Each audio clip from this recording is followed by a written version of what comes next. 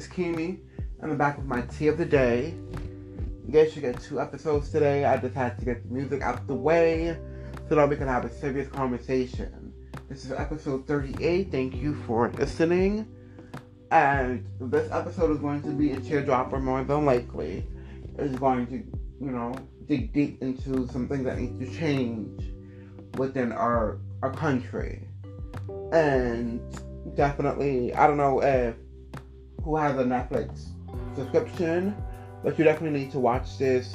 The trial of Gabriel Fernandez. It is a very horrible and heart-wrenching story that we need to talk about, because this stuff is still happening today in our society and our social worker system and the places that are supposed to be keeping our kids safe, they're not. So let's get into it.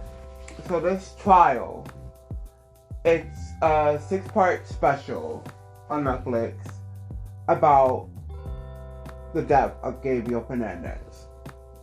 And he was a very young boy. He died at 8.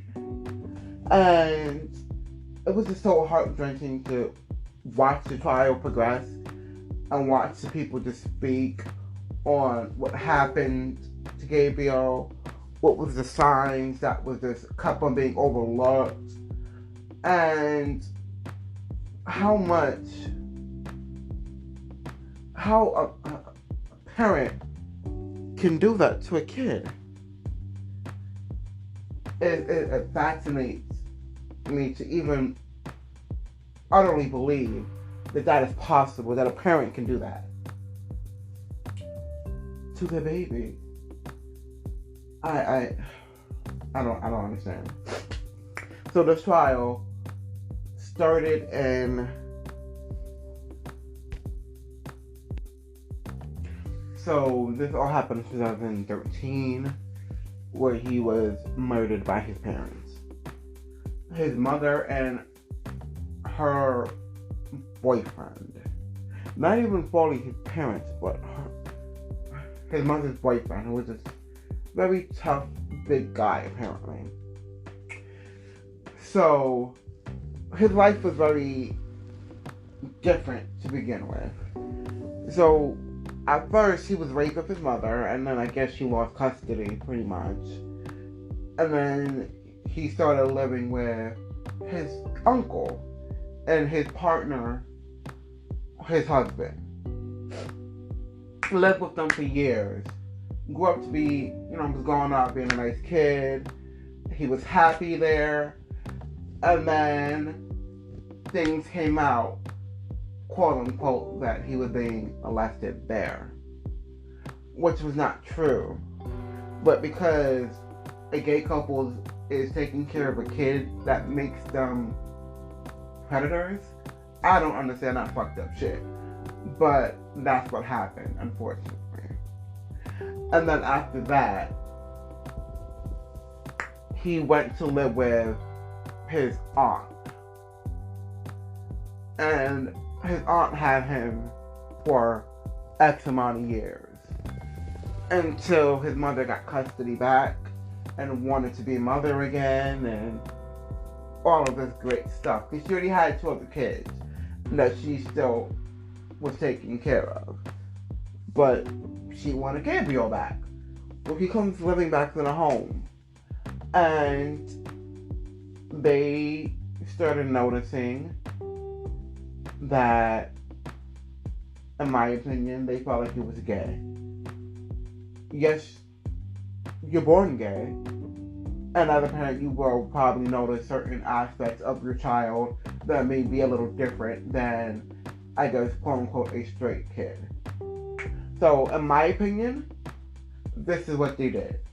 So, I'm going to give you a definition of conversion therapy. Conversion therapy is the scientific practice of trying to change an individual's sexual orientation from homosexual or bisexual to heterosexual using psychological or spiritual interventions / physical interventions. And that's not just for sexuality, it's for transitions as well. If you feel like for the trans community and everyone who feel like they are born in a different body or what have you, that people don't understand that what they feel is absolutely what they feel, and it is accurate, and it is who they are supposed to be. But because we was born in XYZ and the stereotypical life is supposed to be XYZ, now you have to beat us to be straight. So the more beatings we get, then the more likely we'll be straight, we'll be who you want us to be, instead of being who we're made to be. Fuck out of here. I'm so happy that they don't really do conversion therapy, but there's still, of course, aspects of conversion therapy. And I got this definition and I used it here because I feel like his parents was using their aspect of their definition of conversion therapy, and they were trying to beat the gay out of him because they did not want him to grow up to be gay. And that's sad, because how do you do that? How are you not okay with your son or your daughter or your child being who they are supposed to be, not who you want them to be? So the beating began, and this boy was still going to school, still getting straight A's, while he was being abused at home. And this is one point in the trial where the teacher was telling her testimony of the things that she witnessed and seen, and how many times that she called social services on his parents because she's seen the scars and the bruises and the black eyes and the marks on his arms. Like, she's seen these things from him coming to school, and him missing days off from school because he had to, quote unquote, kill somewhat so they don't make it look suspicious that he was being abused. And the social workers did absolutely fucking nothing.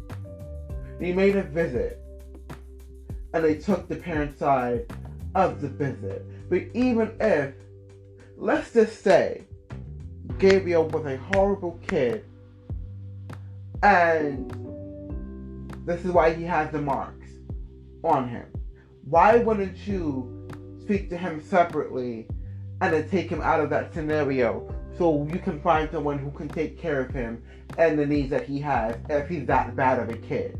If he cannot behave that well, or he gets into fights or XYZ, there are other outlets that you can do to take them out of that scenario. But you just listen to the mother, and then you continue to fucking close your goddamn eyes and be dumb and fucking blind to what the fuck was going on. And that's the fucking problem. I understand, and this is where I can't fully blame. I can blame everyone who got arrested and who was tried and who did their time and who's doing their time, because they absolutely deserve what they deserve. But here is the aspect of the social services and the social workers being so overwhelmed and overbooked with not as much help that is needed. That's the problem. As many kids that we adopt, and as many kids that are in the adoption pool and the group homes and the this and the that, you would think that you would have more social workers that would have less cases to really dig deep and do their homework and do what they need to be done to make sure that these kids are placed in the right homes.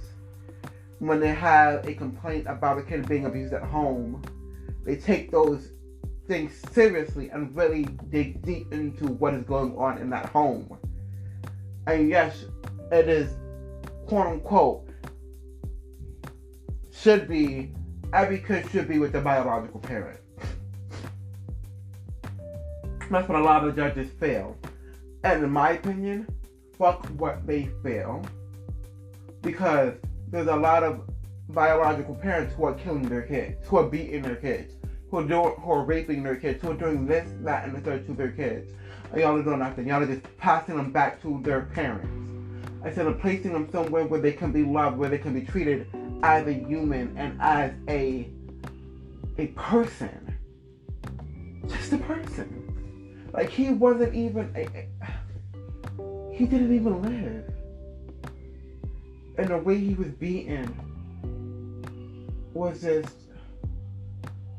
shell-shocking. Like, no one should be treated that way. Like, anyone.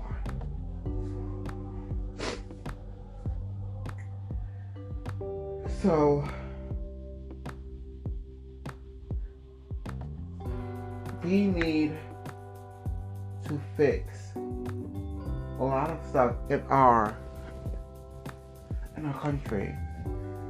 We need to fix a lot of these things that are supposed to be protecting us and our kids and society, and we're not. We're continuously letting this happen. Why is 150, 200, 300 more kids dying after this trial? After this staple of fucking horrific shit? Why are we still letting this shit happen? Why are social workers still not doing their fucking job? Why are they still having fucking 30 people to fucking see?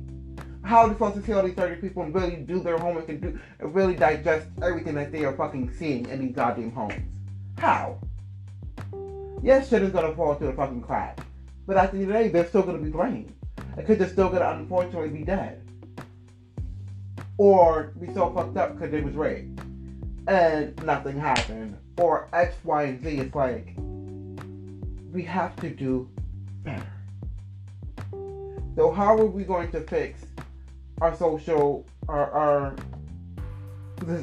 this, how are we going to fix this?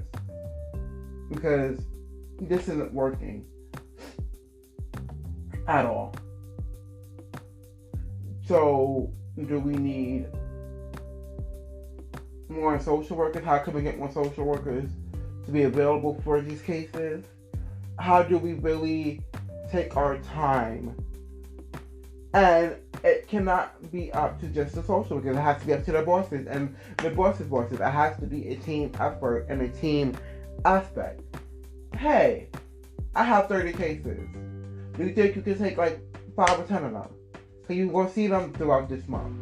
So I can deal with the other 20 that I have to see. So we can make sure that this does not happen. Because if they're overwhelmed, they're gonna miss stuff. They shouldn't miss stuff, but they're gonna miss stuff. And parents, how can you do that? How can you fathom doing that to your kid? And any magnitude, why the fuck was you parents?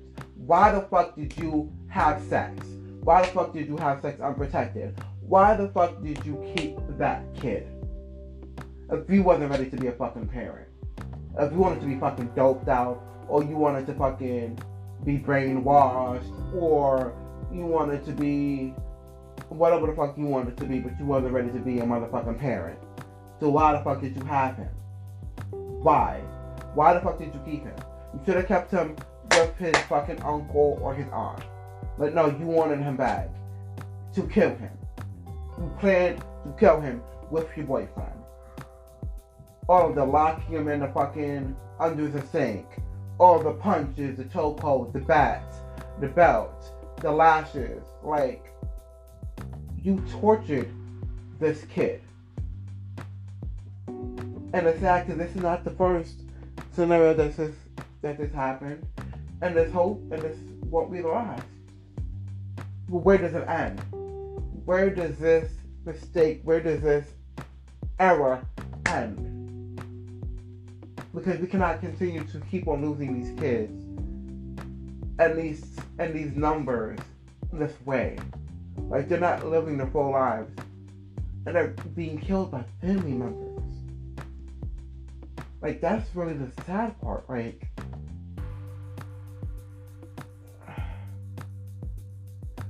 and if they survive, how are they really supposed to be how are they supposed to be okay? Psychologically. How are they really supposed to be decent human beings after being beaten and tortured and XYZ to that magnitude, or just in general? They don't even think about that. They don't even think about anything but getting out of the situation. And instead of doing the right thing by giving your child up, that's the adult way. You just want to get rid of the problem. And you getting rid of it means that you're killing them. Whether it be physically or emotionally. Killing them. When does this end? So we won't have any more Gabriel Fernandez trials. So we don't have any more broken homes and kids growing up to be fucked up individuals because of what happened in their childhood that they never took care of, that they never unpacked. And shit that the parents dealt with in their childhood that they never dealt with and unpacked. We need to break the cycle. We need to fix our communities.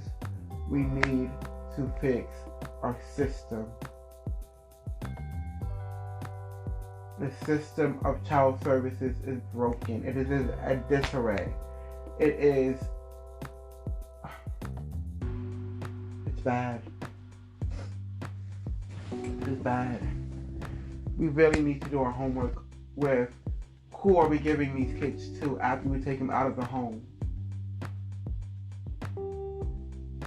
We need to get these kids some counseling. When parents are having kids, they need counseling. We need to make sure that you are okay to have this kid, that you're mentally stable to have this kid, that your kid is going to be perfectly fine.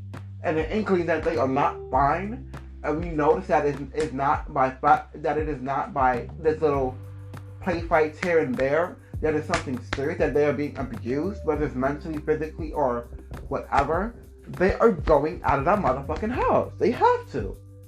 Because it's enough. Because if we continue to allow them to keep on going back to that house, what precedents are we setting, period? Like, that means you didn't even try. You didn't want that kid to live. You purposely kept him there. Because you did not give a fuck. Because you're so busy doing X, Y, and other Z. And then the cops, that was when he was in there in the freaking police station, showing the cops his fucking bruises. And they did absolutely nothing. They just said, okay, and handed him back off to his motherfucking mother. How? Several conversations the teacher called in. She did her fucking job. And now she has to live with, what if I did more? I should have done more. Like, she shouldn't have to deal with that. Because y'all ain't fucking do your job and got him out that fucking home.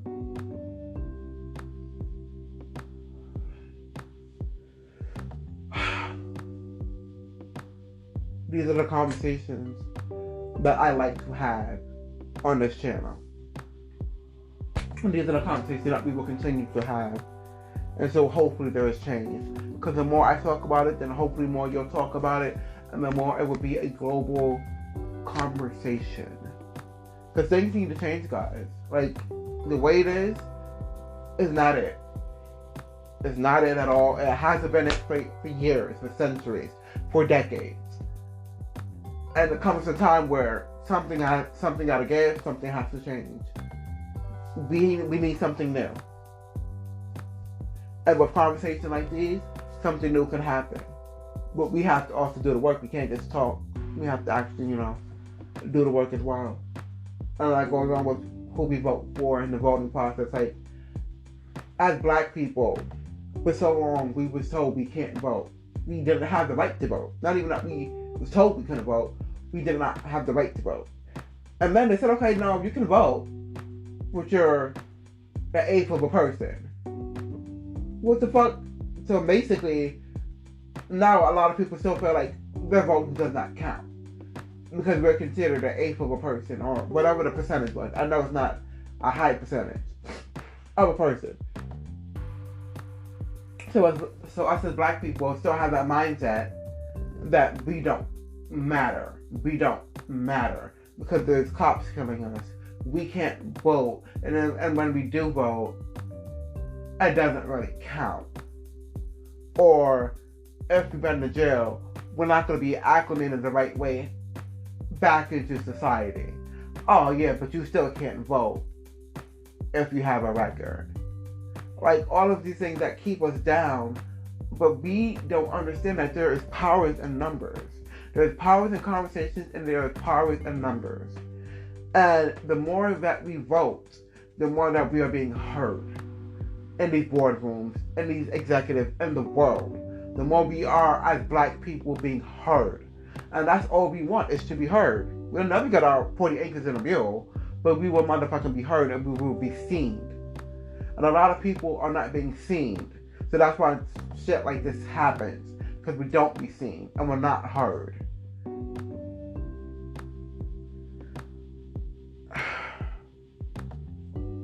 Thank you for listening to this episode.